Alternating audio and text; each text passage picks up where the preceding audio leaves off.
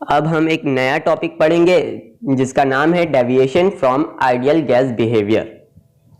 Real gases वो gas है जो इस दुनिया में एग्जिस्ट करती है।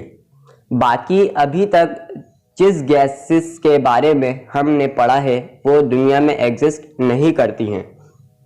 आइडियल गैस असल में नहीं होते बल्कि इसे सिर्फ इमेजिन किया गया है। आइडियल गैस उस गैस को कहा जाता है जो हर टेम्परेचर और प्रेशर पर जनरल गैस इक्वेशन को फॉलो करती हैं, जबकि रियल गैस उस लॉ को कहा जाता है जिसमें गैसेस बस उस वक्त तक फॉलो करती हैं इस लॉ को जब तक टेम्परेचर बिल्कुल लो और प्रेशर बहुत ज़्यादा हाई ना हो जाए। अगर ऐसा होता है तो गैस अपने बिहेवियर, आइडियल बिहेवियर और इस लॉ से डेविएट हो जाते हैं, यानी कि हट जाते हैं, लॉ को ओबे करना छोड़ देते हैं या उसे फॉलो करना छोड़ देते हैं।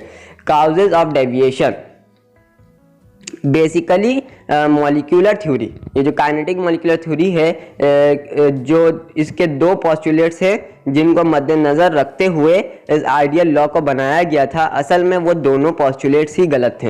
वो हर टेम्परेचर और प्रेशर में फॉलो नहीं करते थे। एक पोस्टुलेट के मुताबिक गैसेस के मॉलिक्यूल का वॉल्यूम बहुत थोड़ा होता है, इसलिए इसे नेग्लिजिबल मान लिया जाता है। ये पोस्टुलेट लो प्रेशर और हाई टेम्परेचर के लिए तो ठीक है, क्योंकि इस वक्त तक आइडियल गैस का वॉल्यूम जीरो नहीं होता, जबकि हाई प्रेशर और लो टेम्परेचर पर ये पोस्टुलेट्स गलत हो जाते हैं, क्योंकि दर हकीकत हम गैस के इन मॉलिक्यूल्स के वॉल्यूम को नेगलेक्ट नहीं कर सकते हैं। इसका वॉल्यूम कम होता है लेकिन बिल्कुल ख़त्म कभी नहीं हो सकता। अगर हम कहेंगे कि वॉल्यूम ख़त्म हो गया यानी कि मैटर ख़त्म हो गया, जबकि मैटर कभी ख़त्म नहीं होता और गैस के मॉलिक्यूल एक मैटर पार्टिकल है। और दूसरा पोस्टुलेट ये था कि एक मॉलिक्यूल दूसरे मॉलिक्यूल को ना ही अट्रैक्ट कर सकते हैं और ना ही रिपल कर सकते हैं। ये मॉलिक्यूल्स इंडिपेंडेंट होते हैं, जबकि मॉलिक्यूल्स एक दूसरे को अट्रैक्ट भी करते हैं और रिपल्सिव फोर्स की वजह से इनमें रिपल्जन भी होता है। इसीलिए आइडियल गैस के